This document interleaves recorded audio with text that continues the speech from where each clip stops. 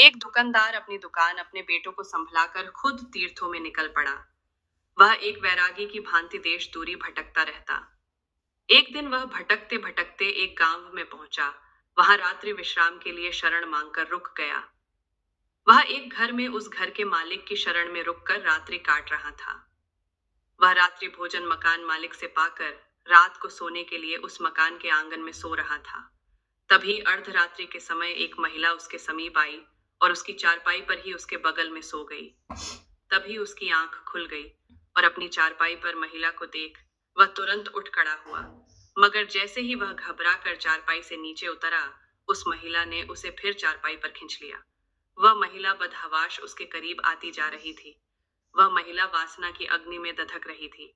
यह सब देख उसने महिला से कहा, आप ये क्या कर रही हो? मैं एक त्यागी संत हूँ और तुम इस समय वासना से भरी हो। तुम मुझसे दूर हो जाओ, नहीं तो मैं अभी इसी समय इस घर को त्याग दूंगा। महिला ने संत के रुखे शब्दों को सुना, मानो उसे वह तीर की भांति भेद रहे हो। वह लपकती हुई संत को अपने बाहुपाश में समेटकर अपनी मनमानी करने को आतुर हो रही थी। संत ने पूछा, तुम हो कौन और मुझसे इस तरह व्यवहार क्यों कर रही हो? तब वह महिला बोली, तुम जिस घर में ठहरे हो, यह घर मेरा है। मैं इस घर की मालकिन हूँ। वह व्यक्ति जिसने तुम्हें रात्रि विश्राम के लिए शरण दी, वह मेरा पति है। तब तो संत बोले, ठीक है, तुम्हारे पति घर में सो रहे हैं, तुम्हें उनके पास जाना चाहिए। तब वह महिला बोली, तुम जब मेरे घर पर शरण के लिए आए थे, तब मैंने तुम्हें देखा था। तुम्हारे रूप यौवन की मैं दीवानी हुई जा रही थी। तुम्हें पाने की लालसा में मैंने यह बीते कुछ पल बहुत मुश्किल से गुजारे। अब तुम्हारा सामीप्य मिल गया, तो भला तुम्हें अपने से अलग क्यों करूं?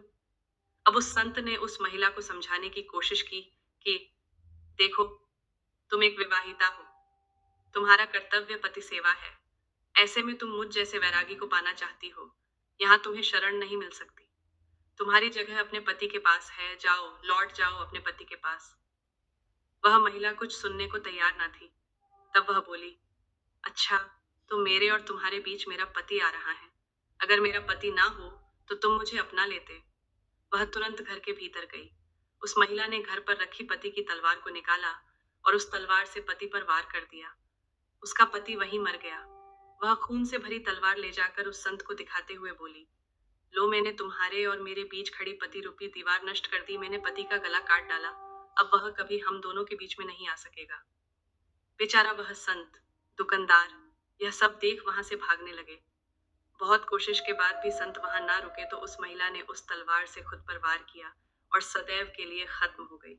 संत जैसे तैसे वहां से निकलकर भागे, बहुत दुखी रहने लगे। उनका दुखी चेहरा देख एक संत ने उन्हें कहा, लगता है तुम बहुत दुखी हो। क्या बात है जो तुम्हें परेशान कर रही है? हम संतों को अपने दुख से नहीं, दूसरों के दुख से दुखी होते हैं। तुम्हारे साथ कौन सा दुख है? तब उस संत ने वह सारी घटना उन संत को सुनाई। संत ने उस संत की बातों को सुनकर ध्यान लगाया तो उनका इस सारी घटना का सार समझ आ गया। वह संत उस संत दुकानदार से बोले, यह सब तो होना ही था, इसमें तुम्हारा कोई दोष नहीं। अब तुम शांत मन भक्ति करो। तब वह संत दुकानदार बोले कि यह सब होना ही था, इसका क्या मतलब? तब वह संत हंसते हुए बोले, तुम मेरे पास बैठो, मैं तुम्हें सब बताता हूँ। उन संत ने उस संत दुकानदारों से कहा, यह सब पिछले जन्म का कर्जा था जो उस महिला ने ले लिया। संत दुकानदार बोले, कैसा बदला?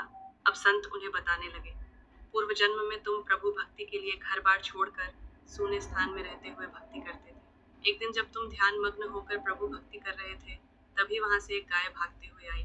तुमने गाय को देखा, चुप रहे। गाय लिया, बदला भाग 2 में।